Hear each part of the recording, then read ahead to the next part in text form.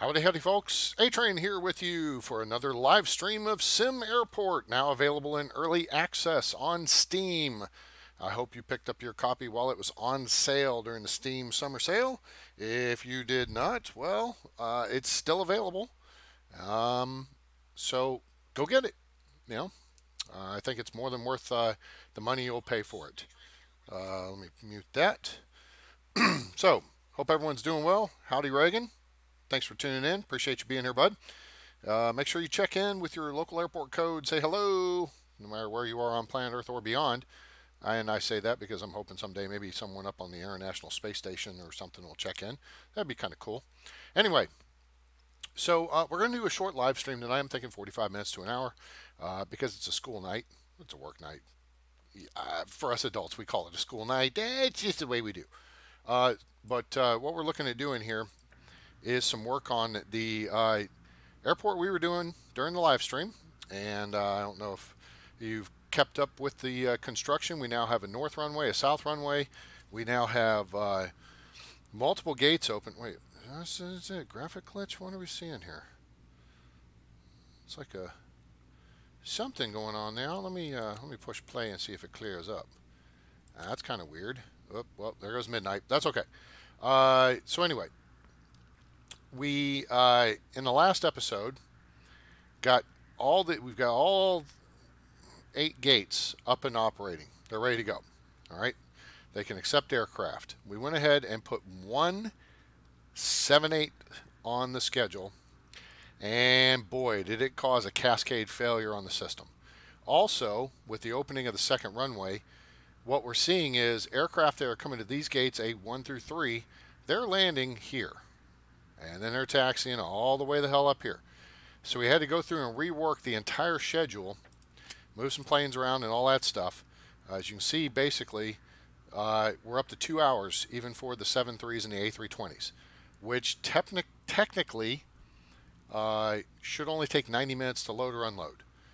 But we've programmed in that additional time to handle the taxi distance. All right. So that's the deal. We have the extra gates, so you know that works out. In fact, let's go back and revisit this here real quick, so you can see what's going on. So A1 through A3, then B1 through B4. B1 and B3 are the 2 XL gates. B2 and B4 are the left side of that south terminal, smaller gates. They board from the first level, and then the XL gates board from the second level. All right. So we've stacked the terminal, and that maximizes our square footage in that same space. That way we don't have any wasted square footage. All right. I know sometimes people complain about, hey, you know, we're wasting square footage. Yeah, there's ways to get around that by planning smart. So what we did was we've moved SparkJet, who we've got 6 flights with, over to gate B2, and we moved Aerotime, Aerostar, and WestJet, and Juno Connect over to gate B4. All right. Now, what this did was we've got gate A3 dedicated to Afford Air. So gate B2 is dedicated to SparkJet. And then Afford Air, oh yeah, it's on the large gate because it's got 7 6s. 2 or 3 of them, I think. 3 of them. Mixed in with some 7 3s through the course of the day. All right. Cool.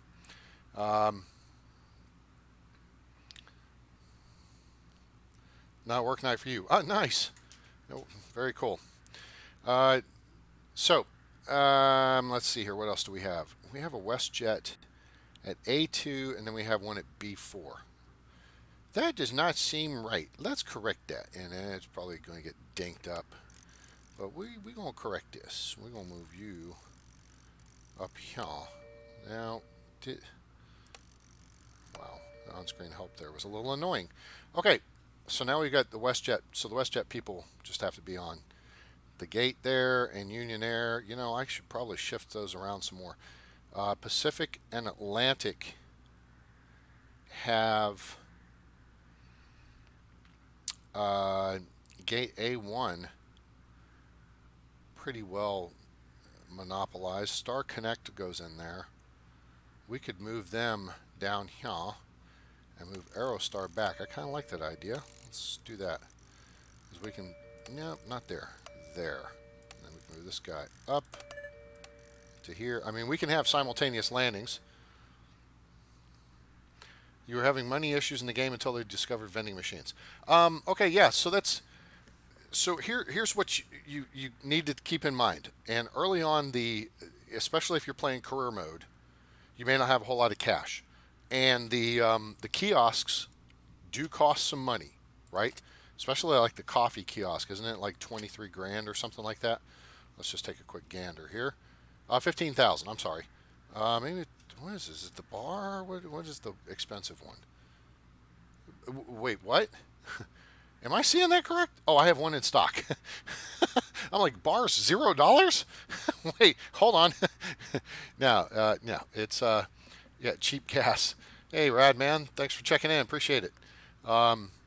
Cheap gas is good. Yes, gas is kind of cheap at the moment, isn't it? Let me see where we're at with that. We have 500,000 liters in reserve, and half of that may get used tomorrow. If you notice, and I just posted about this on the forums. Okay, if you guys are having issues with airplanes taking fuel, all right, note that yes, I have 3 767s on the schedule. Maybe no, that's the biggest aircraft I have. A Ford Air has 3 767s that come in. Everything else is A320s and smaller, and not always the 767s take fuel. Okay. Pricing your fuel. All right, first off, buy low, sell high. Be smart. Okay. Buy gas at 85 cents or cheaper, and it will get down into the 60s, like 65 cents, I think is the cheapest it'll go. All right. You just have to sometimes be patient and watch for it. All right. Second, I like to set the system up for fixed price, and I usually run it at 250 a liter, but I've been running it at 202. Okay. Now, the thing to do here is set your price. All right. But then look at this here. I'm just moused over the fuel exchange. Okay. And you can turn that off and on with the menu. Help somewhere. Where is it? Operations panel. Yeah, here. Display fuel market on the HUD. Yes. Okay. So, yeah, you'll see that there in the bottom left. And then I'll come back and revisit it here in a minute because I'm already moving on to other stuff. Anyway, so what I'm reading here is the bottom of this. All right. The key is tomorrow's estimated demand. If prices stay the same, about 9.29 of 29 flights will request fuel. This will require approximately 63,000 blah blah blah through 250,000 liters of fuel. Okay, so that tells me we can probably get 3 days out of what we've got.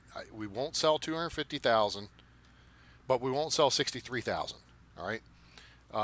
In fact, if we take a look here at our P&L statement for yesterday, let's just see what it was. Day 61, fuel, $240,000. Okay, so at $2 a liter, that tells us we sold roughly 100,000 liters yesterday. All right. 120,000 liters. Okay. So 120,000 into, we have 540 in reserves. So 120, 240, 360, 480. So we have a little over, we have 4 days plus or minus. Okay. Fuel in reserve.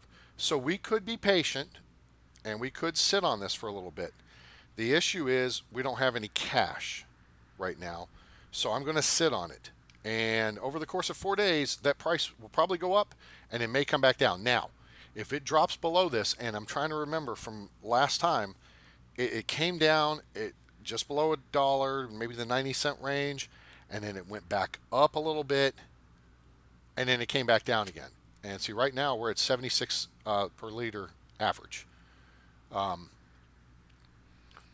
I think we're just going to be a little bit patient and watch this to see what it winds up, if we ping up again and then it drifts downward. what we can always look at doing is going in. Oh, we're currently sitting on a bank loan. So let's see if we can get a credit increase. No offers. You guys are so stupid. But they're going to work on this because the airport guys, I mean, Art and them, when we did the live stream initially, realized, hey, you know what? You should be able to take a loan out against the airport for the value of the airport, effectively. I think they're going to look at raising the interest rates, but you should be able to get money versus the value. The airport is what's valued. You have, it's got value, therefore you have collateral on the loan. So it's ridiculous that you can't get upwards of even half. You can only get about 10%. And it's not, that's not even 10%. So they're going to work on that. It's not a terribly difficult thing to fix, I think. The economics of loans.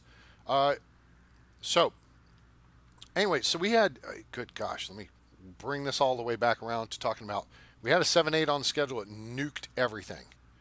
So we extended the 7.3s and the A320s out to 2 hours because of the additional taxi times of the second runway. And it's like the aircraft coming into these gates land and take off on this runway. So that's something that needs to be addressed. They should take off and land on this runway. These guys should take off and land on this runway. These guys should take off and land on this runway.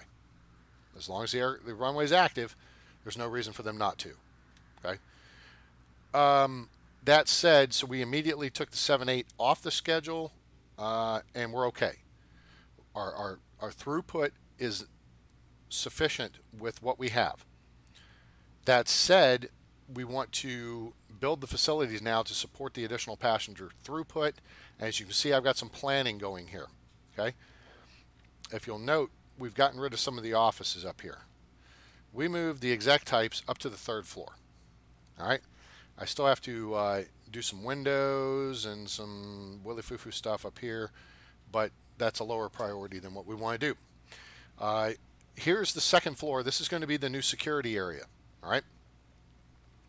The yellow section here, let me give this a second here, let the video catch up. So, because there's like a 15-20 second delay here, and I'm not sure why, but I'm watching this on my laptop while I'm actually playing on my desktop.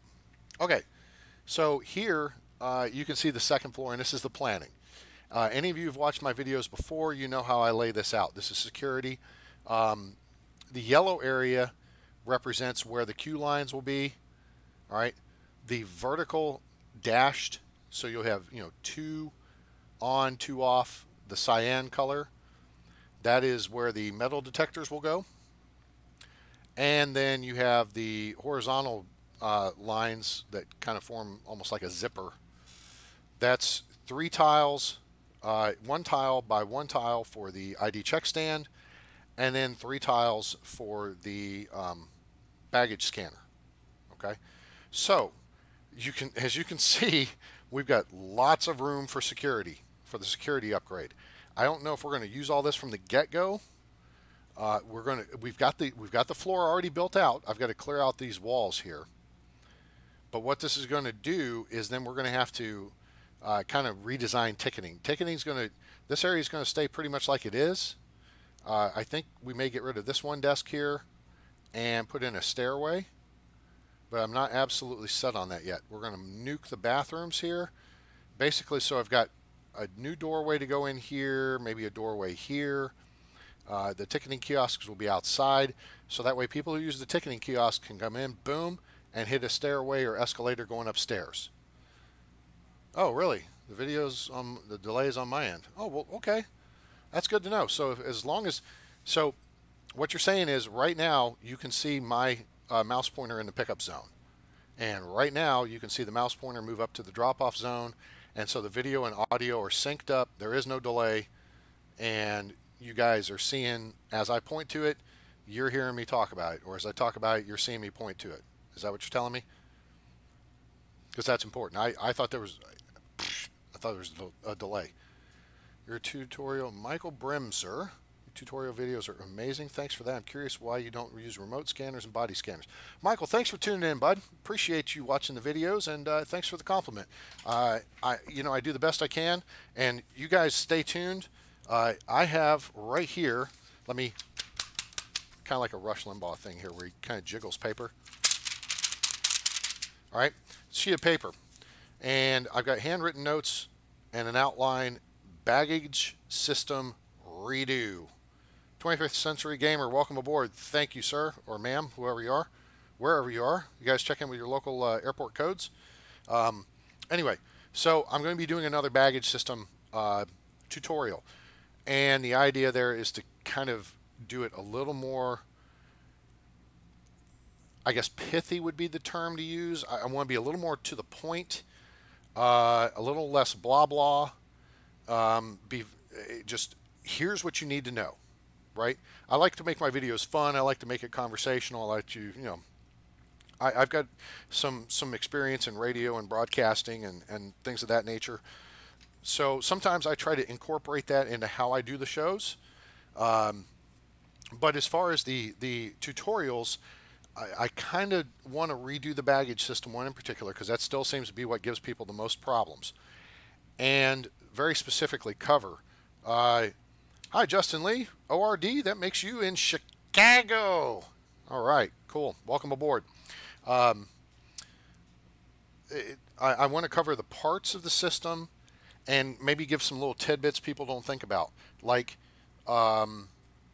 the hubs are 5x3, but you actually have to allocate 5x7 space for them to be able to access all the ports, right? When you build the foundation, you have to build the foundation. The actual unit is 5x3.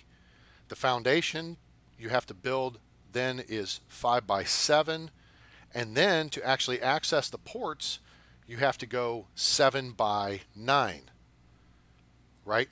That way you can actually tie into the ports. So yeah, so I'm going to be working on that in the next couple of days, so look for it sometime this week. I tried to do it the other night and just found myself, I don't know, I felt like I was sounding a little too scripted with it. So I want to try to be conversational and just kind of like I normally do a video. So I'm going to sit here but I'm going to have my notes in front of me just so I hit the high points. Hey, here's what the parts of the baggage system are. Here's what the size of their footprint is. And that's important because that helps you design a system. Here's how you design a system. Here's how you connect everything, A to B to C to D to E. Boom, boom, boom, boom, boom. And change levels. And we did some of that last week. Somebody had some issues on you know, hooking things up and how to get under like a fuel line, because the fuel lines are only on basement 1. How do you get under the fuel line? Well, you plan it this way, you do this with that, and and this is how you do it. So anyway, Michael, I totally agree. Last summer, when they first changed the system, there was a lot of yakking back and forth about improving the system. They changed it, and it was a 50-50 split of people loved it or people hated it. I was in the camp that hated it, but I also learned how to use it, and so I did a tutorial on how to use it, how to build it. And I think that helped some people. But when they came out with the changing of the hub ports, you're absolutely correct. The boom confetti. I was like, oh, I'm done. That's what we needed right there. So that worked out really good. EWR, I don't know where that is. So let me know what that airport code is, if you would, because I don't know, but I've been told. Anyway, so back to the design thing here. Yeah, so look forward to that tutorial coming out sometime later this week. And I'm going to try to keep it below 15 minutes. I want to be less wordy about it. I want to just, boom, here's what you need to know. Here's how you put it together. Here's how you use it. Here's how you plan it. Boom, boom, boom, boom, boom. Here's how you build the system. Blop. And I mean, my video has been linked and pinned in the discussion forums for months now, which is really cool. That the devs think that, you know, it's worthy of that, and I feel it kind of is.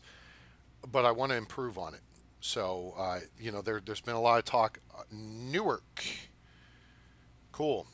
That's Newark, I believe. Yes, Reagan, you're at Salt Lake City. SBA, I'm not sure what SBA is. Um, yes. So Newark, one of the New York City airports. Boy, it's a busy place up there because you got Newark and you got Kennedy and you got LaGuardia. And I've got Kennedy and LaGuardia on Tower 3D Pro, though I haven't played either one of them yet. So, um, I'll talk about that game, even though I'm playing SimAirport, because it ties into it. It's not a competitor like ACEO is, but Tower 3D Pro, to me, the cool part of it, besides being an air traffic controller, which is a lot of fun, is Santa Barbara. All right, very good. Thanks for checking in. Is it gives you a chance to see the layout of airports, real airports, based on their real maps from the tower perspective, and even from some aircraft perspectives, right? Because you can have follow airplanes as they taxi around and stuff. And to me, that's an invaluable bit of it's just something to see. It's like, oh wow, how cool is that? The layout at Philadelphia goes like this and that and the other and blah blah blah and blah blah blah. To me, that's really fascinating stuff. And so I think it's a game that can enhance or inspire you in your playing of SimAirport. In that it says, oh look, if you you look at Philadelphia, terminal. Let's see. There's A West, that's a pier. There's A East, it's a pier, but there's a loop kind of in the middle of it, of taxiway. Then you've got gates on the east side of A East, and then there's Terminal B, and Terminal B is like a down. It goes south towards the river, and then it cuts west. I don't know if that's the correct orientation, but if you look at it, you'll see what I'm saying. It goes downward, and it turns 90 degrees and goes left. And then Terminal C goes downward and then turns 90 degrees east. And I think those were the two original terminals of the airport. I know A West and A East are like the newest. And then Terminal F up at the north end, where all the smaller jets, regional jets, go into, is also one of the newer ones. But B and C, I think, were the originals. And they went down and they made an L shape. And that to me was like, oh, okay. Is there an advantage to designing that? And that's kind of why I did that here on this this design, just to play around with it. Is there some advantage to it? Is there something cool about it? It's just something different. It's very easy to take a John Wayne, Santa Ana, Orange County design, where you have runway, parallel taxiway, and then gates along the taxiway. That's it. Boom. Straightforward. Easy peasy. Although now I guess you can put in the little runway, though I wouldn't accept takeoffs and landings on it because the big jets don't land. The big jet. I said big jets. The biggest passenger jets that go in and out of there are A320s, though they do get 767s in with UPS and FedEx for cargo. Anyway, it's something like Tower 3D Pro, or using just use Google Earth and go look at some airports and say, huh, so that's an interesting design. How could I do something like that in the game? I can't imagine I can't imagine some of you guys are kind of sitting there saying, I've kind of done this and kind of done that and blah, blah, blah, blah, blah. What else is there for me to do? Well, then back in January, February, multi-level came along and that just changed everything. Boom. Nuked it. The game now just went to the next level, right? Now you're kind of saying, well, okay, I know how to do multi-level, and so what can I do now? What's the next great challenge? Oh, well, now we have to have more space between the taxiways and the buildings, and maybe I should plan and build a little more realistically so that, there's space for aircraft to taxi past each other and not clip each other. Okay, that's something to think about and implement in your planning. Well, what's next? Well, go look at some real airports. Obviously, DFW is not going to be one you want to do because of the curved terminal designs. Doesn't make a whole lot of sense. You could do Terminal D, I think, which is the big internationals terminal, the big international gateway. But A, C, B, is it D or E? No, A, C, and E are on the east side. B and D are on the west side. D is the international gateway at DFW. That one you could do because it's essentially a big rectangle. But there's things to play around with. There's ideas to goof around with and say, hey, I could build something that looks like Dayton International. I could build an airport that looks like Atlanta Hartsfield because you can go underground and you can use the people movers, and you can do a series of terminals that are parallel to each other and have underground connections for passengers to get through. You just simply have to plan for the passenger throughput and the timing for your passengers to get to their aircraft on time. Though I believe, the game logic kind of pre-plans. Okay, my flight's departing at 9 o'clock, therefore I'm going to get to the airport at 6 o'clock. Boom. And that's when packs arrive. Thoughts on the simplicity of SJC? SJC or SLC? Because I don't know what SJC is. I'm assuming you're talking about Salt Lake City. And I know Salt Lake City is one of the bigger... Salt Lake City is interesting because I watched a video a few weeks ago that talked about the airports that occupy the most land in the world. And Salt Lake City was on that list, I believe. That it covers this enormous patch of land, though not all of it's developed as yet. And it's weird how, if memory serves, I hope I'm not confusing it with Denver. But Denver covers a huge swath of land. Oh, San Jose. I'd have to look that up. I've flown into San Jose, but I've never studied the airport. So that's something I may have to look into and then get back to you on maybe the next episode we do or something. But the critical thing in the airport design thing is looking at, say, a prototype and keeping in mind the limitations of the game.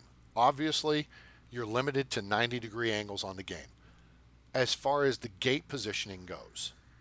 Now, if you've watched any of my videos like back during season 2 of Let's Play, I think it was. So this would have been late last year when I was still playing on my laptop. I was doing terminal designs that had curves to them. And that's something I was really having fun with, trying to make the curves work, and it just made something different looking as far as the airport goes. That's the kind of out-of-the-box thinking I like, and hope more people will maybe engage in. If you're trying to think of what it is that I'm talking about, so like this over here, let's just look at this real quick. This is the planned satellite terminal, which will have an additional 3 possibly small gates, maybe oh no, these are going to be large gates. I say medium, the medium-sized gates of the 3. And then we'll have 2 XLs. These are going to be the international gates. Okay, the idea here is going to be the departure lounge for these is going to be on level 2.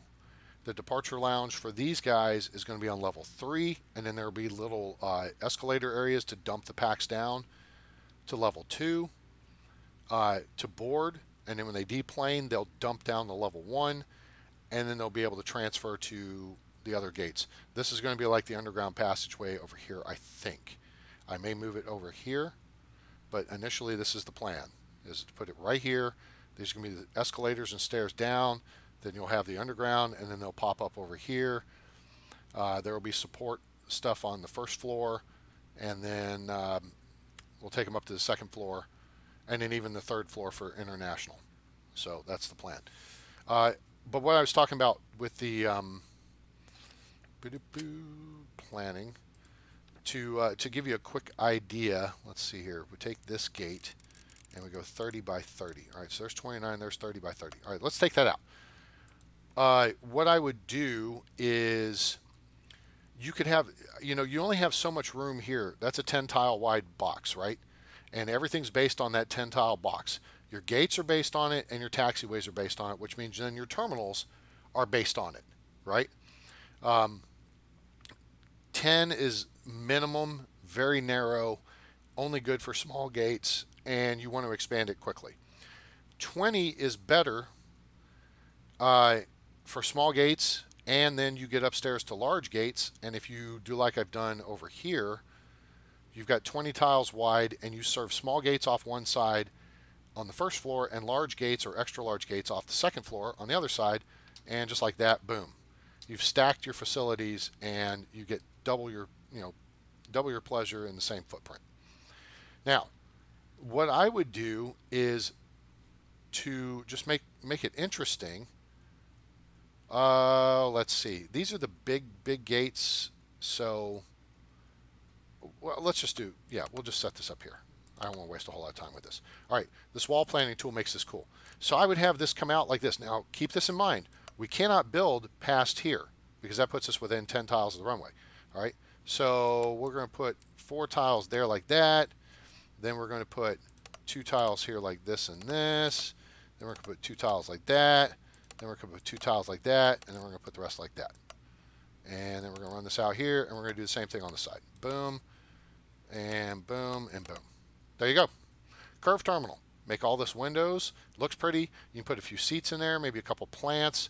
Make it a greenhouse. And you just put a bunch of seating in here. And that's your seating area. When you have, you could, on like the floor beneath, if you have, opposing side stuff, you could put your restrooms in that space. You could put maintenance rooms in that space, or electrical rooms, whatever. You could put kiosks in that space. It's just, it adds a curve, right? It's something different, and, it's a way to think outside the box. Yes, you're limited to 90 degrees this and 90 degrees that. Here's another thought. Let's say this here, let's clear this, all right? All right, so actually let me clear the whole thing real quick. Because I'm gonna replant this. So here's your taxiway, right?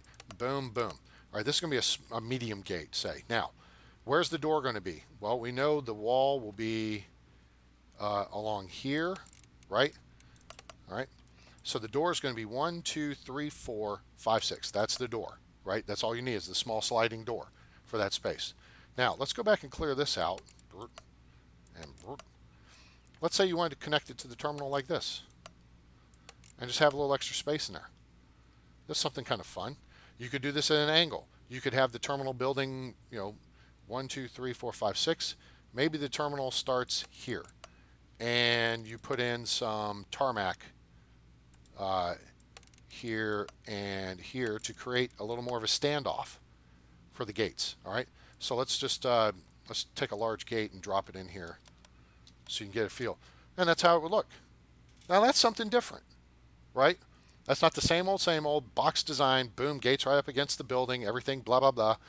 It's just little things like this to think outside the box in your airport and your terminal design to keep your interest in the game. Challenge yourself and say, what can I do with the limitations I have with the 90-degree angles, north, south, east, and west, your 4-point compass, to just create something different, to create something original, to make things look completely different. I mean, you may have this big gate here. Well, you don't want to put 2 extra tiles of taxiway here to push this gate in, so you do something like this, except the gate's over here, right? So then you have this, ramp or this bulge out in your terminal. It could be a curve, right, to get out to it. So that's something different to do. Take this, okay, go 2 there, maybe 3, go 3, go 3, 1, 2, 3. 2, 2. Let's clear that out. Let's clear that out. All right. You see what I'm saying here, though? In fact, let's start turning it this way a little bit, and start going 3 here, then 3 here, then extra tile there, or whatever. it kind of makes a curve. And that's something different, right? So just a few little things to think about.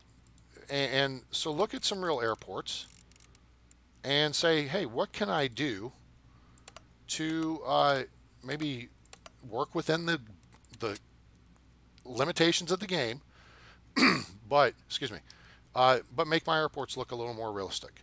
And so this L shape is kind of indicative of Terminal B or Terminal C at Philadelphia. That's how that works. And Tower 3D Pro is really cool because, again, excuse me, I'm bumping the microphone there. Sorry. It gives you the opportunity to kind of look at some airports from a different perspective you may never get, and give you some ideas on how you could do things differently, and it'd be something original or something more prototypical. All right. So now I've just went blah blah blah blah blah blah like that for like 15 minutes. Okay. So we have the upgraded security area. The foundation is laid in. Our people just have to clear out this wall, and then we'll start looking at working this in. Now, keep in mind, we've got our stairways and escalators here going up and down, because once packs come through here, they're going to have to get down to the first floor to gates A1, 2, 3, and B4 and B2. We have this set up kind of weird, I guess. We got B1, B2, B3, B4. But I've got A1, 2, 3. Whatever. You know, make designations whatever designations need to be. Also, keep in mind that the game now has connecting packs. I believe the numbers are about 10% of packs are connecting. Therefore, they've got to be able to get from one floor to the other, because they got to get from one gate to another. Okay? So make sure you have the ability built into the airport for your packs to do that. Okay? That's critical. All right. Any questions on what I've been blabbing on about? Has anybody found that interesting? Anybody learn anything over the last 10 minutes? So, all right. Let's get that cleared out. You know, the other thing I want to kind of do, I want to kind of demolish. Oh, wait. I guess I need to do that. I just need to, nope, that one. Dismantle. Yeah, let's get rid of that one. The Department of Redundancy in the towers. I moved it so I could put this this guy in here. I built a second one. And whatever. It just is what it is. Okay. So I've also done some planning down here. We're going to be building this wall in here to control the ticketing area, so everybody winds up going upstairs. I've kept it kind of narrow though, because I want people coming up this way.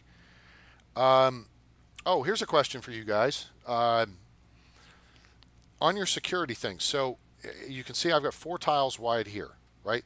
The baggage scanner is 1, 2, 3, and then there's the ID check stand.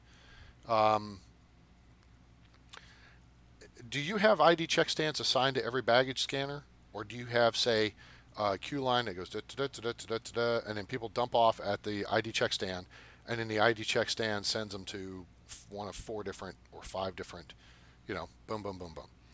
How does that work out for you? Because I've kind of seen some. Damon Poe's second tower was kicking me in the OCD. Welcome aboard, and you're welcome. Yeah, I just neglected to get that out of there. Anyway, so what are your thoughts on this? Someone asked earlier about using the baggage scanners and the remote security stuff. Honestly, I haven't messed with any of them. Don't ask me why. I don't know if they're necessary as yet. Let's see here. Oh, Michael, you asked that. Why I don't use remote scanners and body scanners? In part because they haven't built in conditions into the game yet to require the higher level of technology of the body scanner. So that'll be something where, okay, we're going to have people coming in maybe with ill intent, and maybe they brought a bag, gun in their bag, although that would be detected by the metal detector. The body scanner, I think, also has a sniffer, like a chemical sniffer built into it. So it not only sees your person down to the bone, but it will also detect explosive residue say it were on your shoes or on your hands or on your clothing, and that person would get set aside for additional screening. In which case, logically to me, means you would have to have an additional space as your security additional screening office or something like that. There are some elements to that. It would make neat stuff in the game. It just hasn't been done yet. So I don't see the need for more advanced security at this time, right? ID check stand, bag scanner, x-ray machine, done. Minimal footprint, and it takes care of things. Okay, and the only reason there's a gap here is because you've got to have a gap now. You used to not have to have that gap. You used to could have had 1, 2, 3, 4, boom, 5, and that was it. But now you got to have this gap. So that's what I do. Which means we need to figure out how to get these folks up here. All right. So the logical thing is going to be this. We get into clearance mode, and we're just going to clear all this schmutz out here, get rid of it, and let's see. Oh, we're building some sidewalk out front to expand that. And what else? What else? Once we set that up, then we'll continue this wall because, well, I don't think it'll be a security issue because we got the security exits here, and the only way down are over here. Message retracted. Okay. Whatever works. And I just screwed that up too. I should have de-zoned these before I set up the construction because now I can't. Yeah. Because now it's going to be a pain in the butt because you can't de-zone until all the objects are removed. De-zone, then remove all the objects. All right. That's the smart way to do that. Anyway, let's kick that in the butt and yammer on for a couple more minutes here. Hey, thanks again for tuning in, everybody. Appreciate you being on board. Again, check in with your local airport code if you have not as yet. Say hello, like Demon Pose or Michael or Reagan or 25th Century Gamer, and a couple other folks. Radman. Yeah, Radman checked in too. So thanks for being on board. And then Justin Lee from Chicago. It's up Chicago way there. ORD, the busiest airport in the world. I believe is what Chicago O'Hare rates as still. All right, so now that's done. Let's go ahead and de-zone those and get that out of the way. Okay, so now we've got all these ticketing kiosks. And by the way, if you did not know, you can put ticketing kiosks and garbage bins outside. Okay, so keep that in mind. YYZ Gordy 44, and you are not talking about the awesome instrumental by Rush from the Moving Pictures album YYZ. That would be the airport code for Toronto, Canada, eh? Which is where the song YYZ gets its name. Boom.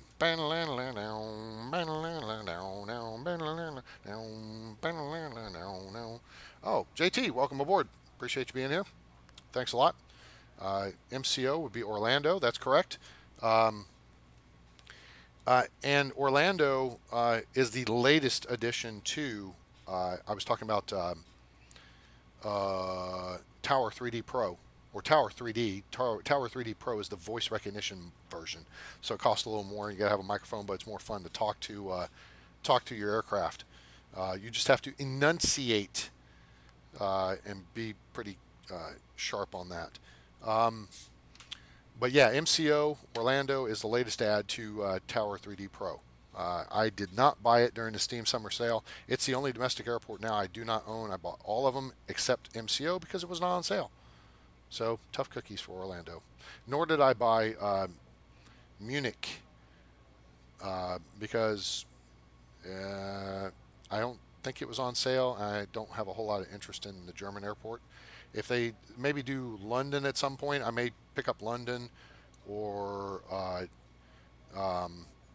Paris or something. I don't know.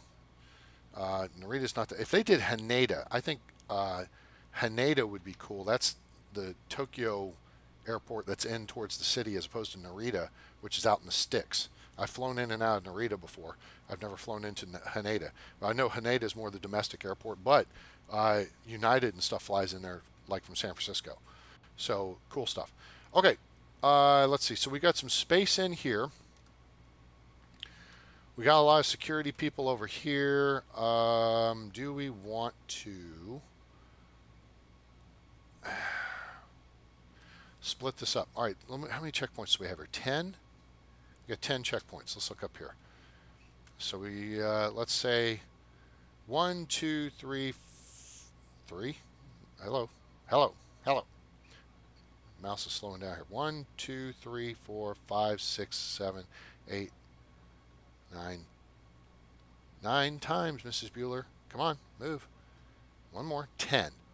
All right, so there's 10 checkpoints to this point right here. All right, so then we got another 8, I think. Yes, 8.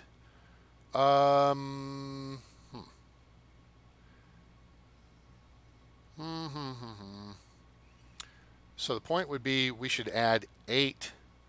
We're going to have to order 8 more systems. I don't know, though, again, if you guys have experience with running your security lines and having, say, a queue line that does a zigzag motion and then drops off at one ID checkpoint, and that one ID checkpoint then connects to like 4 or 5 or even 6 baggage scanners. Is that more efficient than having, because typically what I would have here is a line that goes like this, then goes like this, then goes like this. And at the end of that line, it's going to connect to 1, 2, and possibly 3 ID check stands. So those packs, boom, you got 3 options. It keeps them moving pretty quick. So instead of 3 ID check stands, which require 3 security officers, which means that much additional cost, you have 1 ID check stand, and then they go to the baggage scanners. That doesn't, because I have played around with this, that doesn't seem to move as quickly. So the throughput is a little bit less. But to me, it seems more realistic because that's typically, in my experience, how it lays out. I guess it depends. That's the way it is. I'm trying to think at, where was I? Was that Hartsfield? Boy, it's been a while since I've traveled. Dayton doesn't have a whole lot of security lines, and DFW is set up. Oh, it's Love Field's that way. Love Field's got like a big zigzaggedy line, and then you dump off to 1 ID check stand, and then they say, here, you 3 or 4 people go over to line A, then the next 3 or 4 people go to line B, then the next 3 or 4 go to line C, the next line 3, you know, so they kind of queue people to the various lines. Anyway, we have really gotten 0 done here, guys. I kind of feel bad about that. Kind of apologize, but let's see here. 1, 2, 3, 4, 5, 6, 7, 8. All right, so that gets 8 of those. And then we're not going to buy the check stands yet because we're still kind of in thought about this. 1, 2, 3, 3, 3. My mouse. 4, 5, 6, 7, 7, 7 of 9, 7 of 8 in this case. Okay, so there's that.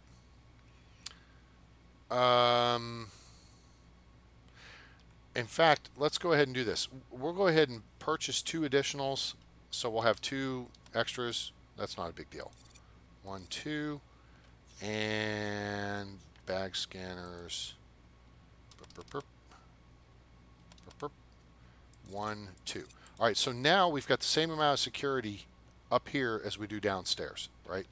So construction, what we could do is just build a wall across here. Could go all the way to here. And I may be looking at moving this front wall of the terminal out towards the road a tile or 2, just to open this space up a little bit, because we're not going to have a whole lot. In fact, I'm going to back this up just a smidge. Let's hold off for that for a second. Let me see what we got here. There are 2 sets of stairs slated to pop up into this area. The yellow areas there are where the stairways would go. Um, hmm. And I almost don't want to use just the sliding doors. Maybe I should go with the large sliding doors. Would that be kind of a waste of space, wouldn't it? Wouldn't need 3 stairways though. Stairways, how much are they're kind of expensive? No, it's escalators that are expensive. Escalators are expensive as hell. 45 grand. A stairway. Well, I got 3 of those in stock, so that's free. They're only 27,000. So let's look at our planning here and maybe reevaluate this. Let's take this is a stairway. So let's say that this is going to be a large sliding door, all right? And then we're going to move this second stairway. Get that out of the way. We'll put that up here like that. And then we could put another large sliding door here or here. If we did 1, 2, 3 here, that really wouldn't leave a whole lot of space here. So this would make more sense to have the door here and then maybe move this stairway over here. And really what I need to do then is completely take out and change the way these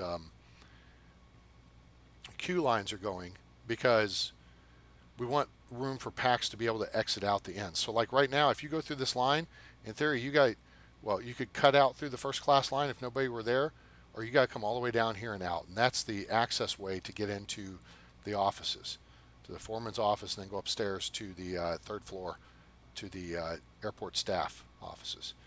But I kind of like that idea. So let's look at shifting this here. And part of this is expediency. All right. You have people buying tickets at the ticket kiosks outside. You want them to get in the door, upstairs, out of the way as quickly as possible. All right. So they get to security. They're out of the way. They're moving along. Right. That makes sense. If they got to go through ticketing, it's going to take longer, and that's fine. But that way they're not dealing with, being in the way. So if we move this door, in which case we just have to dismantle it. I'm going to take this tree out so I can see more of what we're doing here. We'll put the trees back when we're done or whatever. We're going to have to move these. Dismantle, dismantle, dismantle. Once that one's okay. So we're going to take this large sliding door out of the way. Let's run this forward here. Gosh, we've been working on this airport for almost 18 hours. Zoinks. That's a lot. Okay, cool. Now we can see what we're doing. All right, so we know we need to get rid of this one. And we're going to do 2 things here. Okay? We're going to dismantle this. We're going to change this positioning just a little bit to open some space here, because I feel like it's a little too crowded. That may put our door back in the original location, which would be okay. All right, so let's do this. Come on, mouse. Why are you lagging on me here tonight? Let's move that. Let's move this like that. Okay. So there's yellow's the stairs. Okay. Oh, we're going to have to get rid of that. Cyan's going to be 4-panel door. We're going to create one tile of space. Okay. And that will allow us to put like a garbage can inside the doorway, or a plant, or both, because environment, good stuff. All right, clear that, and now, aha, yeah, I'm liking this better. 3, 4, and then we're going to put wall right there. What do you think of that? So now we've created a tile where we can move these garbage cans inside. We can put 4, a couple of ticketing kiosks over here. We can put 4 along. We can put 5 along that space there. And that'll help. That'll make things a little smoother, which means this guy needs to go. Boom. That's going to go. All right. And we're going to need a construction because it's a pain in the butt. Let's get this wall built here. Okay. And let's zip through this here real quick. We're going to have packs showing up here in just a minute. They'll be on the next bus. What the hell did they just do? Oh, they're building the security stuff up on too. That's fine. We're going to get through the door here. Okay, good. Now, objects.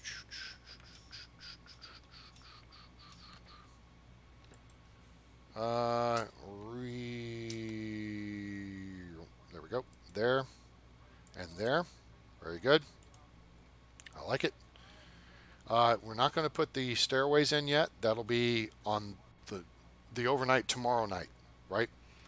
So we're not going to staff the stuff upstairs. I don't even think you can get to it yet.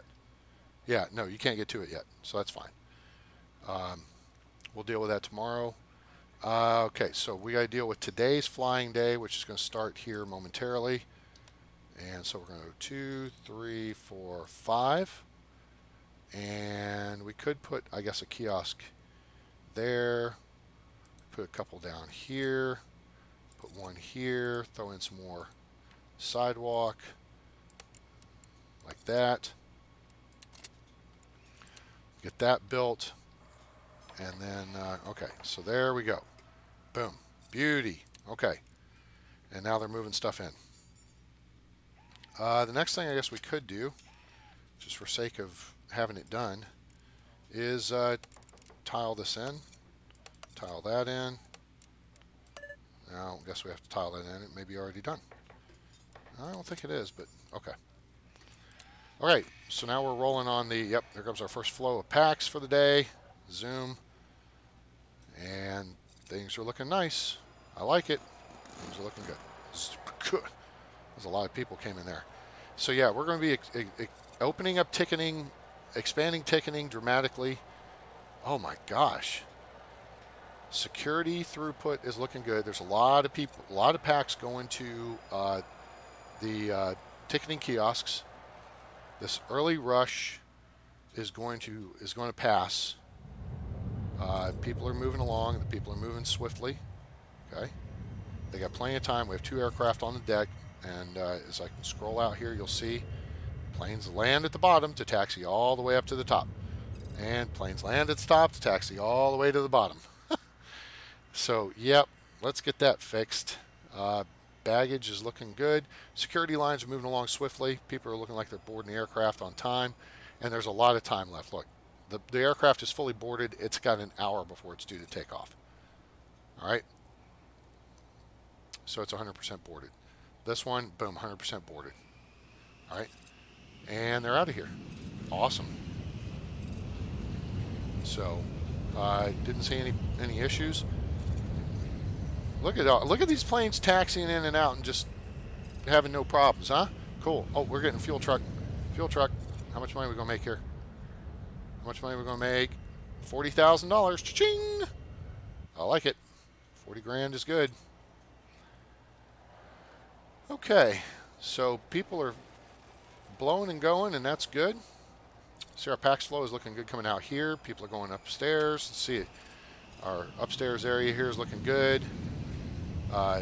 At first we had one continuous moving walkway here.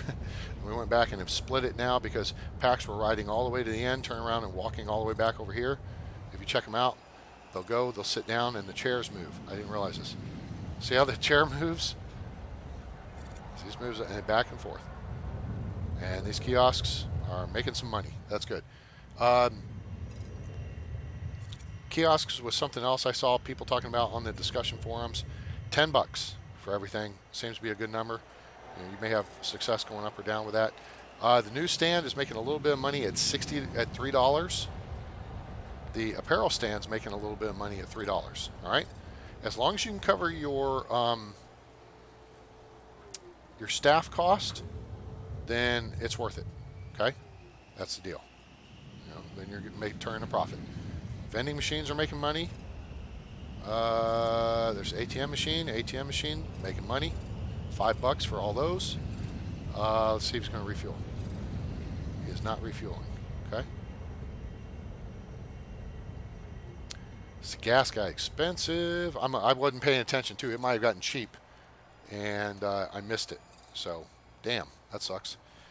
Have you done anything with putting a kitchen airport cafe? Not since last year. Yeah, no. Hell no. Okay, so somebody on the boards, somebody who really put some time into thinking about this and analyzing it, and it's not me, has figured out that the issue with the cafes is that you don't have groups of people traveling together. And if you have 4 seats at a table, one person will get food and go sit at that table. And that's it. Nobody else will use the table because there's nobody in their party because they're traveling alone. Everybody in SimAirport's traveling alone. So you have to have more tables for people. And it was very interesting analysis of, so basically what you want to do is build a bunch of tables with one chair. And so what he does is doing like cafeteria style, where you have a row of tables and a row of chairs on one side of them. Boom.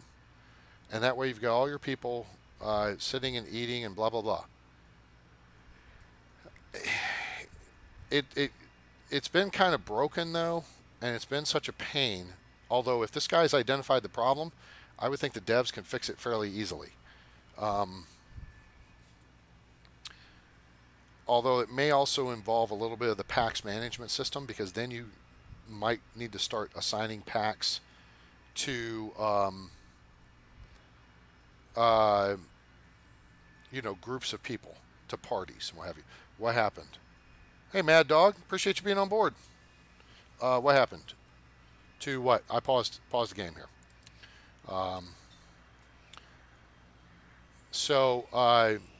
I do not do anything with the cafes. The hell with it. Now I did this. I thought this was kind of creative.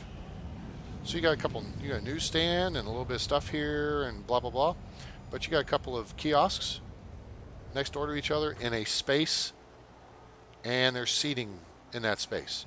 PAX will sit down. PAX will do stuff. This person obviously just ordered stuff. Now they're using their computer. They're picking their nose, talking on their cell phone. Maybe buying something else. Maybe they need an extra napkin or some sugars. I don't know. And so you can see multiple people are using these tables. It's where they're just standing there. This guy's like sitting at the table right now. This lady's sitting at the table. Watch. Chair goes back. See? So I don't know if there's... again, it's not a cafe space. So I don't know how that all shakes out. I don't care for the cafe system. I haven't used it in several months, and I therefore am not terribly fussed with it. I use the kiosks, and I use vending machines. Look here. There's $2,000 between these two vending machines. They're $5 each. Okay? All right? Always supplement your kiosks with vending machines. These two vending machines here have made $1,300 so far today. Okay? And that way you can cut your staff. Like it's 2,200. Pizza joint is closed. All right? People want food, they can go to the vending machines. Coffee kiosk is closed. The kiosks over here are closed. All right? The bar is even closed. It's 11 o'clock, the bar closes. Or whatever. Let's take a quick look here. Kiosk scheduling. All right?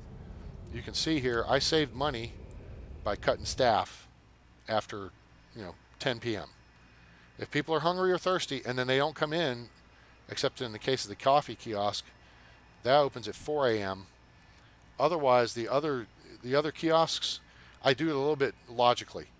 You're not going to have a sushi kiosk. I'd say there's someone there early. Maybe someone comes in and, wants sushi or something. The bars don't open till 6 a.m. All right? Pizza joint, 6 a.m. Dessert kiosk, 6 a.m. Coffee kiosk would be open early.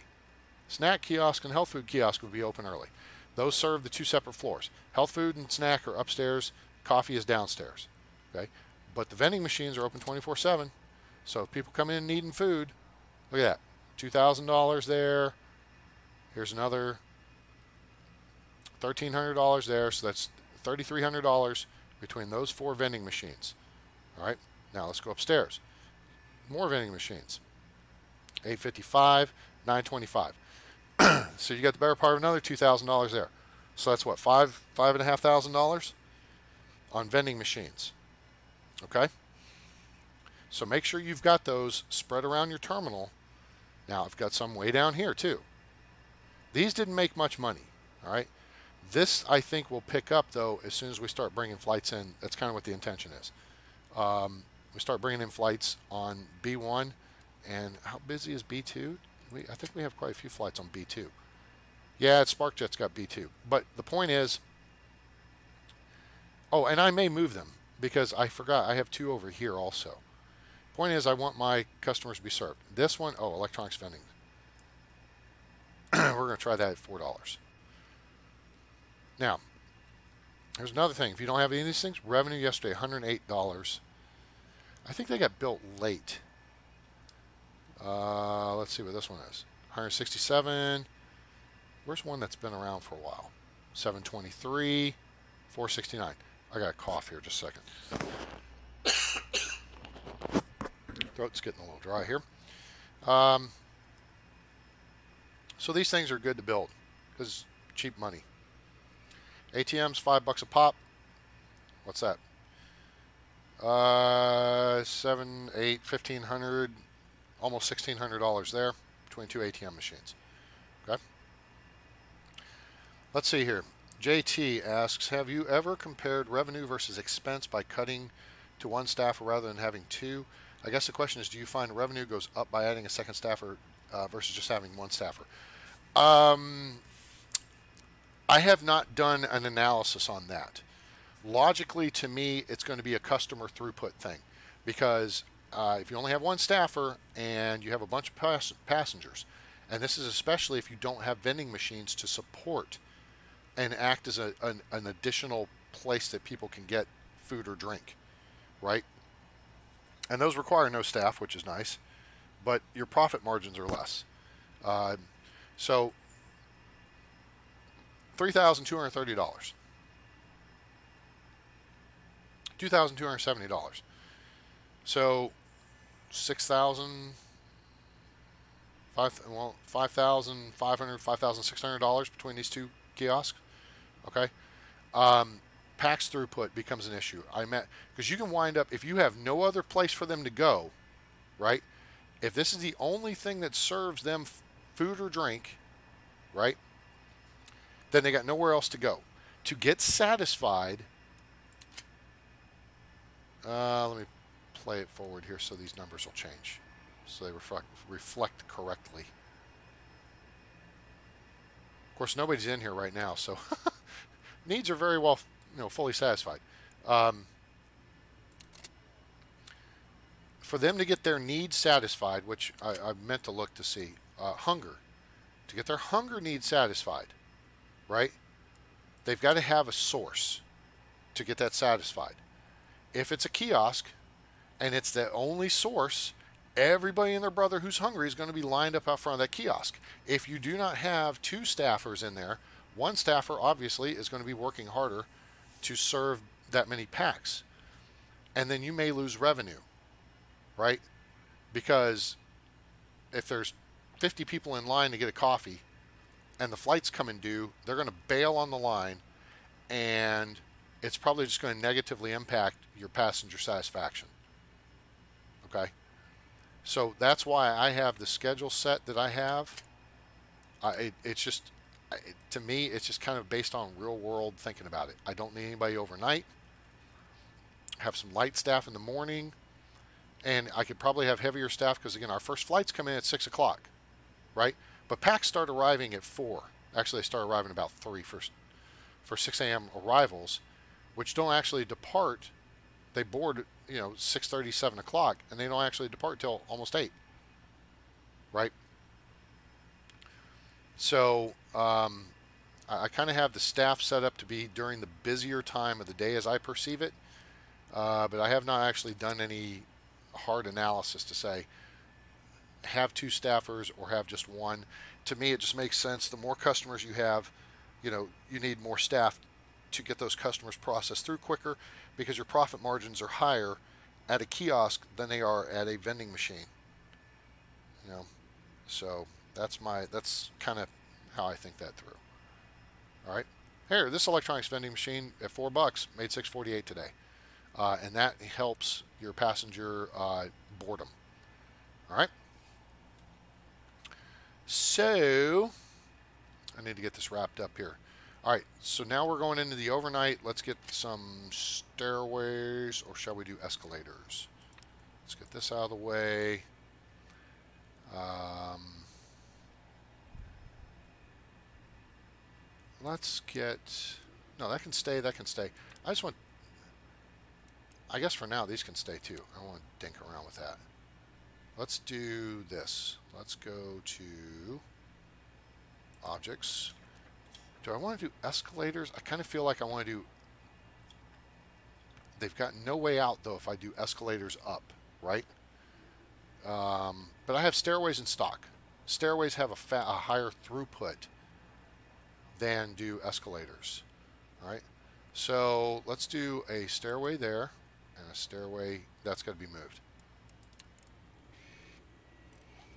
There we go. And then we'll put one here. Okay, now that's going to give us this funky message up here that says, hey, there's no way to get through here. And that's going to be easy to correct because we're just going to clear this out here. And then we're going to dismantle this and this and this, but we'll leave that plant there. So people will come upstairs, they'll go through security. If they're departing out of a downstairs gate, they'll go downstairs, and that works easy peasy.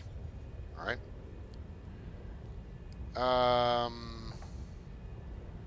And I will probably widen this out some more eventually, but not right now. All right. Have we? Nobody's really talked about or answered my question regarding the queue thing. All right.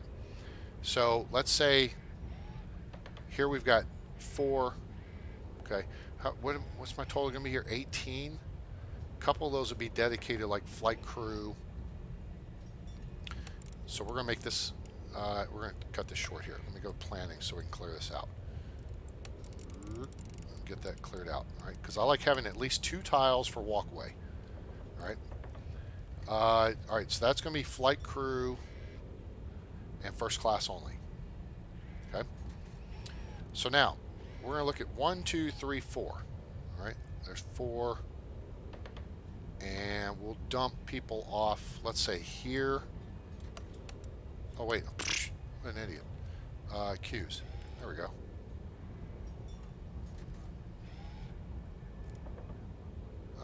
Let's say here. Okay. Do this. Let's do this. And maybe we'll do a combination of this method and the other method. And what we're going to do here is stop right there. Yeah, it looks like a good place to stop. Then we'll have room for like plant and an information board or something here. Okay. Remember, keep in mind your queue lines, especially at security, kind of create a captive environment. In fact, let me redo this because I did not really take that into account here.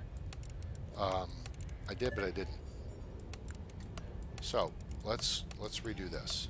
Let's take this. And let's say the ID check stand is going to be here, and then there's going to be one here. Okay, this one here is going to serve this new queue line we're building, right? Nuts. That really didn't do what I was intending it to do. All right, cancel project. So let's save 2 tiles here. And then let's put it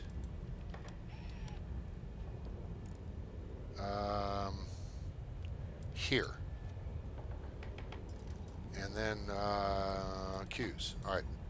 So we'll have people did it right there.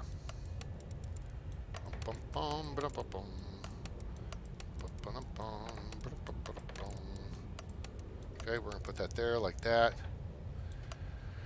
We're going to leave a couple tiles here for like plants and a garbage can. Okay, we're going to say this tile is empty. That's the entry part of the queue. So one thing I don't like about these is it looks like, you know, it's running here and it should open up this direction, right? These, I would almost prefer these be small arrows rather than dots, but it's not a big thing. Okay, so this is going to be first class, flight crew, and this desk, this check stand is going to serve it. So then we got this one here. So then we'll also do that here. All right, we're going to do the opposing kind of setup here. All right, so we're going to start this one here. and go, what is it, 1, 2, 3, 4, 5, 6? 6 up. There we go.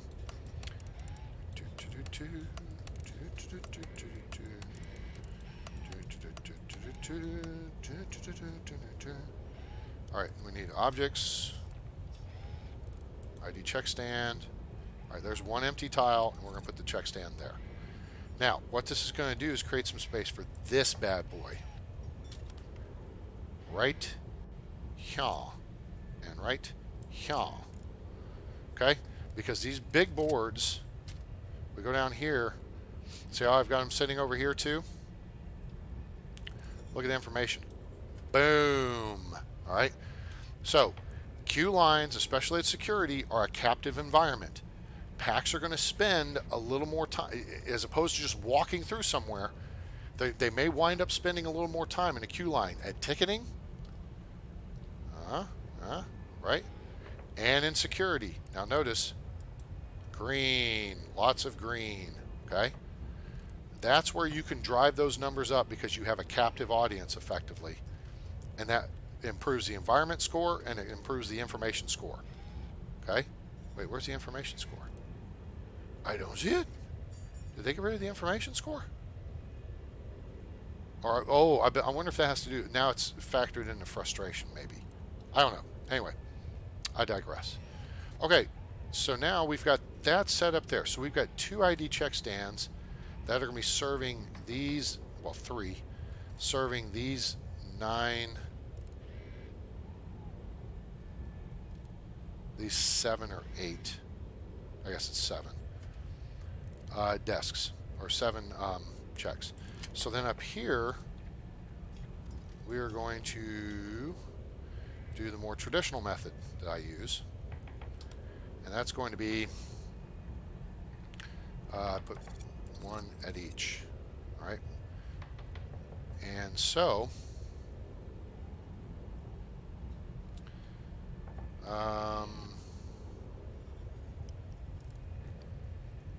I guess I could have extended that up 1, but that's okay. We'll do a little bit of this. We're going to put a garbage bin in here, like that. Put a couple plants in here like this, just to differentiate. And then we'll do queue lines. We'll say,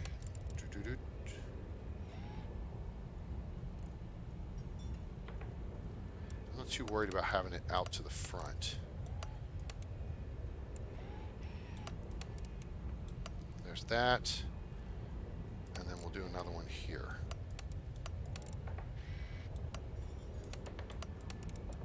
That's not what I wanted there. I want the gap here. There we go. Okay, cool. Okay, so there, that sets that up. And they'll handle these 2 lines. Now I'm going to bring up the other equipment from downstairs. So the trick here is going to be we need to seal off this wall. And that will ensure we have security integrity.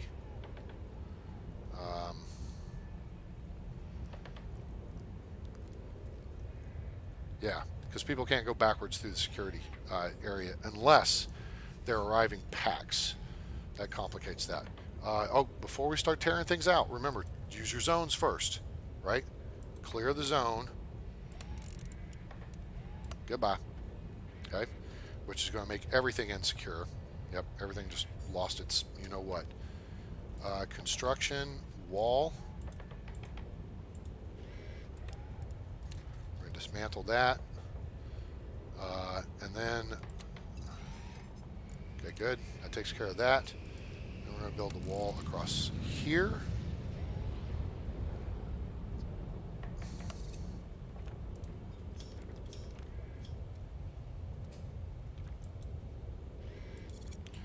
Large sliding door there. We are going to, for sake of ease, we're just going to clear all this stuff out, tile and everything. I wish you wouldn't take up tile. All right, so that's going to clear all that out. Now these security officer types are all going to report upstairs as soon as we zone that up. So let's go upstairs and zone up our new security area.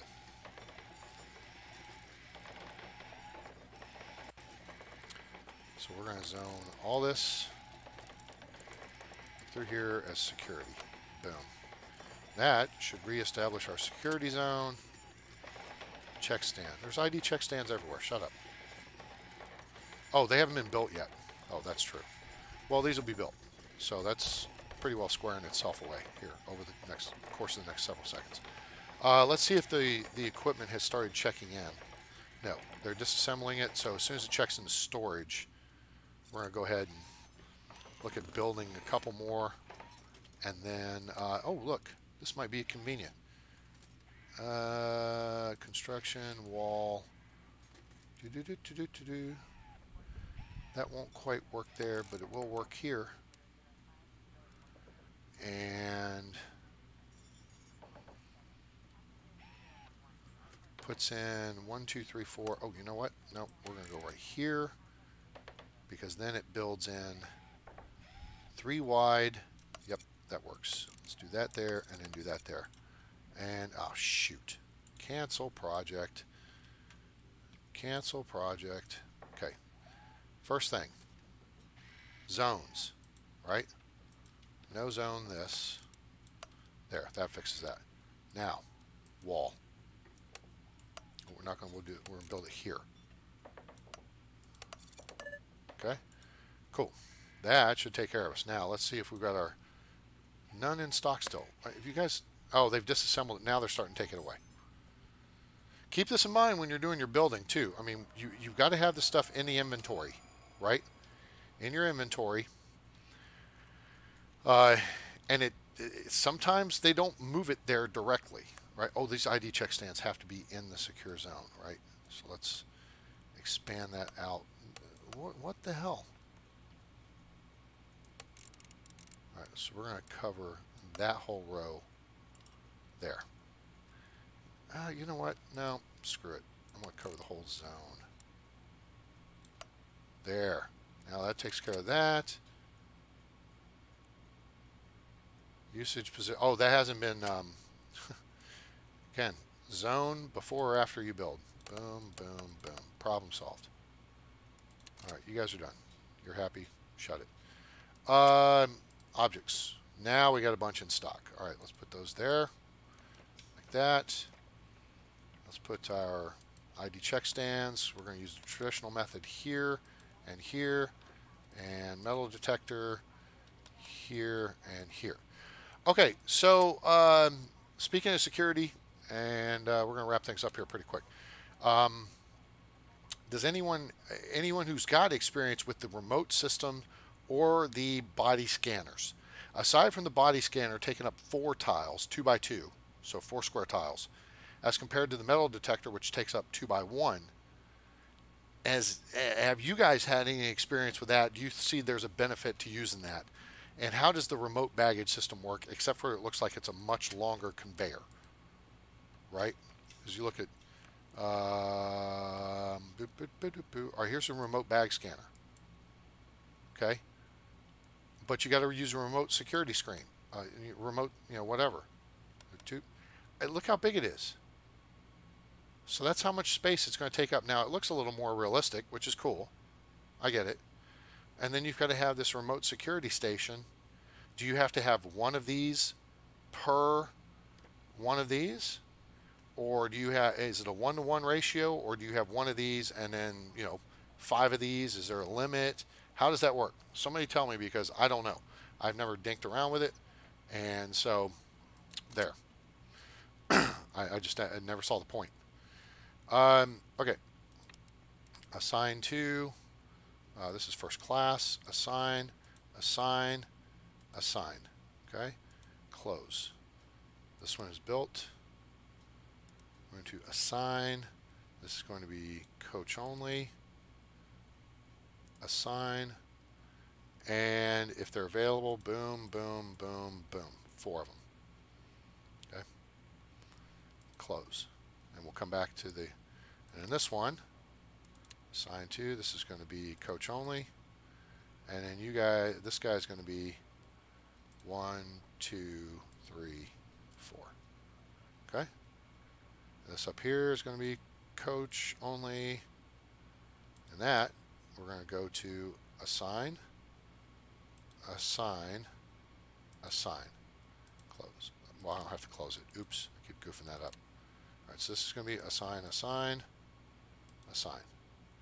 You are going to be, you're going to handle the two up here. Actually, this, well, no, that's fine. Okay, close that. I got to put one more queue line in here.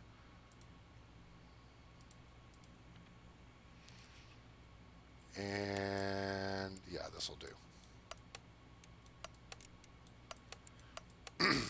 There. Okay, and then these are under construction, so they'll get done here in a minute. All right, so now security's taking up their positions, and yeah, we have extra security staff right now. Now, if you guys were watching last episode, or last couple of episodes, and we're paying attention, I don't know if you're aware of this, but just to point out if you aren't, manage staff, right? Click on that, staff, 24 busy, 24 total. Note, 24 total objects need staffed. Security is the same way. 30 busy, 30 total. Note, 32 total objects need staffed. All right, so I've got to add two more security staff. So because we got 30 total, we need 32 staff. Okay. Boom. So that'll take care of these two baggage scanners.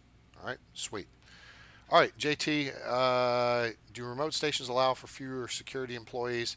I think the remote system gets Demon Pose. I think the remote system gets slower if you have more than 4 connected to a station. It does cut back on staffs, though. Okay, so you would have 4 of the conveyors, right? And then 1 desk. Is that how you set yours up? Or you found that that's the most efficient way to do it?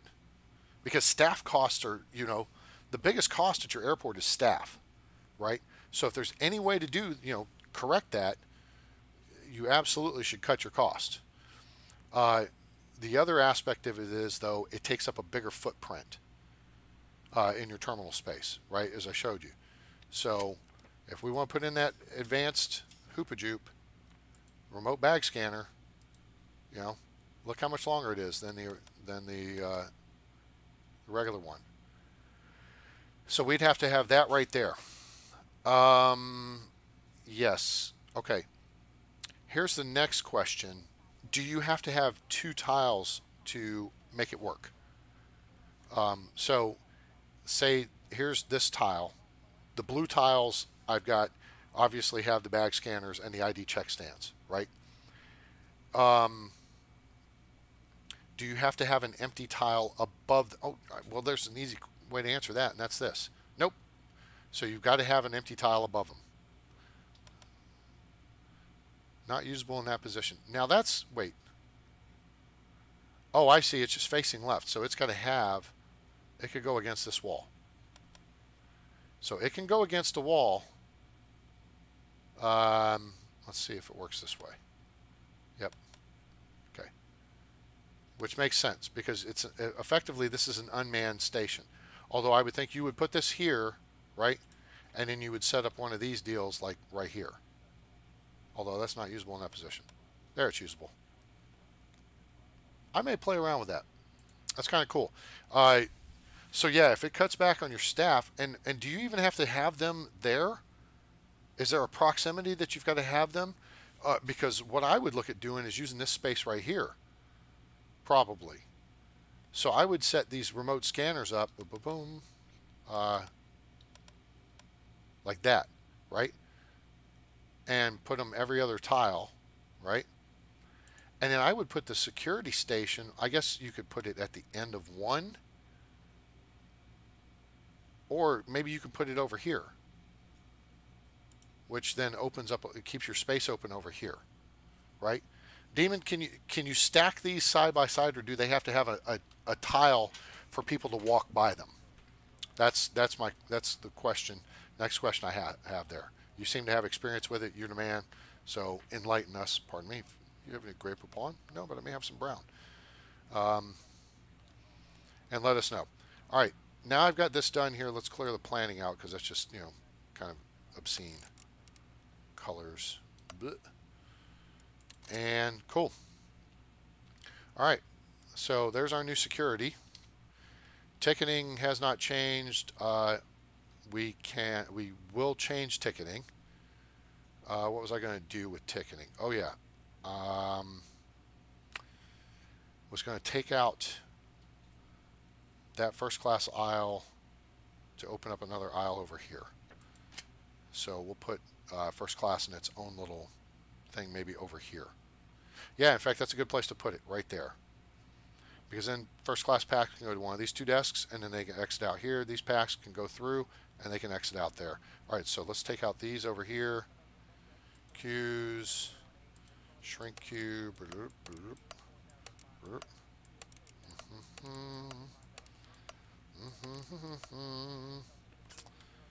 All right, so we're going to expand queue.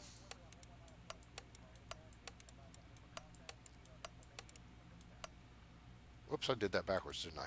Whoops. All right, so let's start here. And I guess it doesn't matter. I could have kept them over against the wall here. I'm just trying to create an open space. And it could have been in the middle, but there, I kind of want to put it right there. Okay, so now this, we're going to assign to coach, and come on, mouse, move. Thank you. Coach. Okay, assign you to there. Assign. You're going to be assigned here and here. You're assigned here and here. And you're assigned there and there. And then this one is assigned here. Oh, we're going to put in a first class queue over here.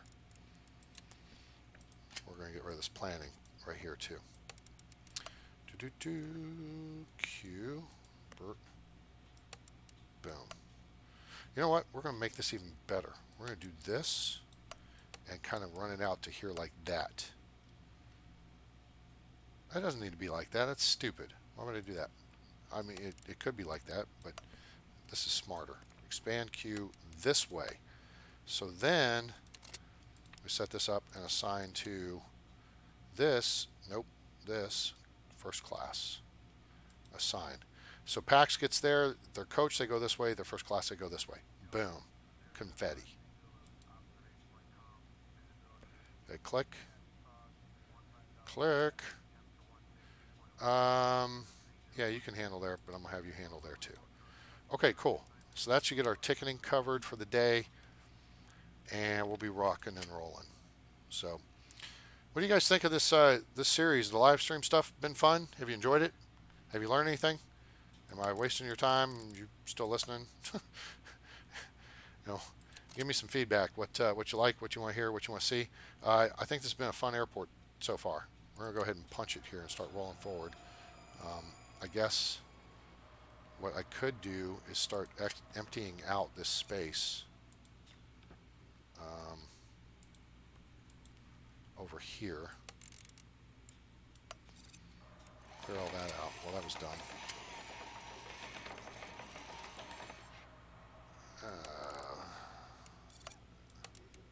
What are you guys' thoughts on this this airport, the series? Anything you got for me? Questions, comments, constructive feedback, stuff like that. Woo! Look at the flooded packs. All right, let's quickly take a gander. I hope security's moving quick. Let's go take a look. All right. Okay, security. Oh my God, what the hell did I do? Why is there a cluster screw over here? Did I not assign her desk?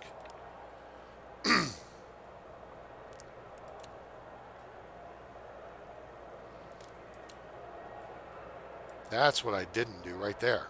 Oops. Furthermore, no, unassign. This is what I want here. This to this. This to this. This to this. Oops, I didn't do this correctly, did I? This to this. This should correct the issues. This to this. This to this. This to this. Boom.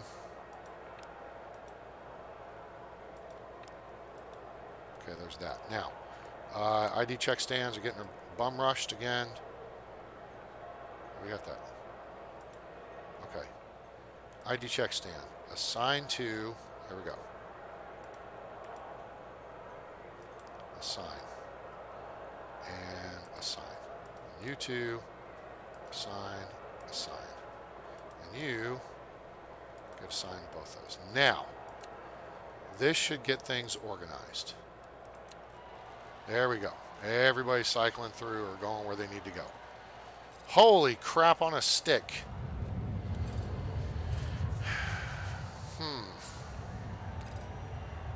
Why aren't people going to this line here? You see that? People are not going to these two lines. It's like they're going to this one line. Am I missing something here? Why are they not going to multiple lines? That's going to give us some issues here. I have a feeling we're going to have people missing flights. Yeah, we got people that are getting tied up in security. Although we do have extra time on the gates. So maybe... Nope, we're done. Oops, 98% boarded. Nice, like it. Nice to be able to ask questions in real time. Oh, cool. Well, hey, that's good enough. Help somebody. Okay, so we're having our... Yes, you missed your flight. Sorry.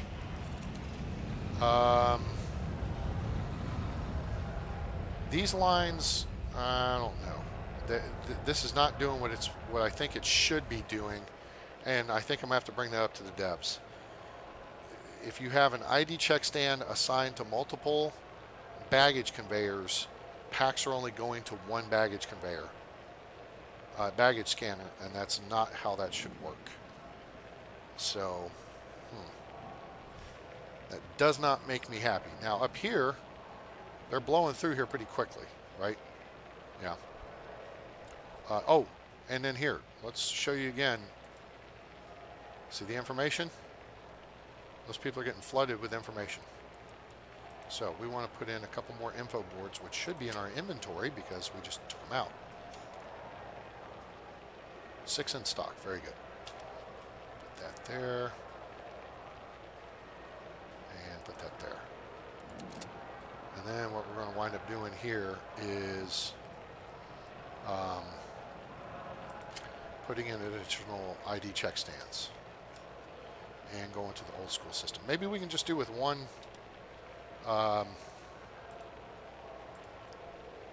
Maybe we can do with just one, queue line.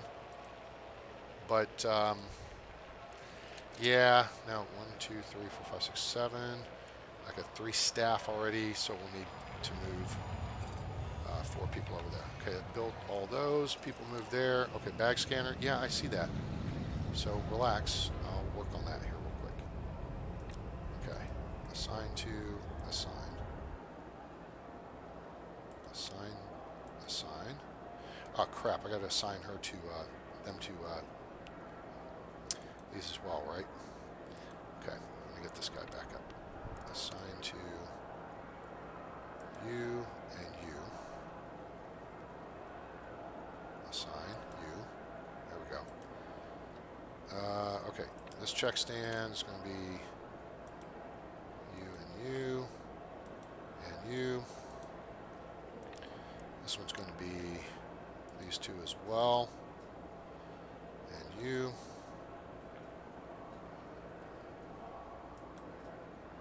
My mouse is being really slow. I don't know what the story is. Click. Damn. Okay. Alright, so we got 3 more to do here. Come on. Assign. Go ahead and take y'all and then go here. You. We're going to take you from here. Go to here. And then you. We're going to get from here and here. And go to here. Okay. Everybody's got scanners now. We're going to take this check stand. We're going to dismantle it. We're going to take this check stand. Dismantle it. this check stand, dismantle. That'll free up 3 more security personnel, bag scanners. I know, cycle through. You'll be okay. You'll be all right. Your flight's going to be on the gate a few extra minutes, so don't sweat it. Okay, that's got that straightened out. Bag scanners. Why are you still asking? There's stuff is assigned, and it's straight. Probably have to cycle all these people through here. And then I need 1, 2, 3. Oh, that's because I don't have the security personnel. So let's get on that. And manage staff. Need 4 more. Cool. Okay. So that's why they're changing lines. So now, arg, arg, arg. Yes, people missed your flights. Suck it. You'll be okay. Come back tomorrow. There's more planes. Okay. So now at least we'll see how the queue line thing works. There's some flight crew coming through. Cool. They're all good. Awesome.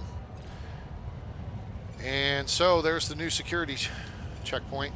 And you can see how the packs are coming downstairs and then blowing over to other gates and stuff, right?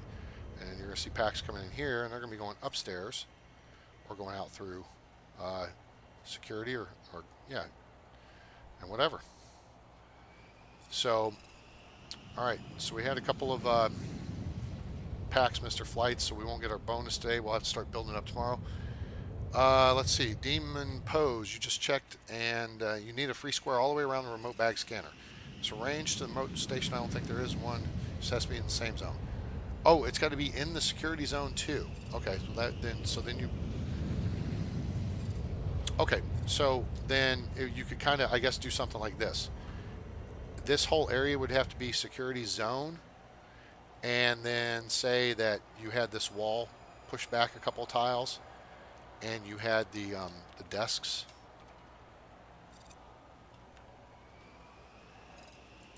Like over here, right? But they're still in the security zone. They would just be here. You wouldn't have them, and that would have to be encompassed within the zone. That would make sense. Cool. All right, awesome. Hey, gang.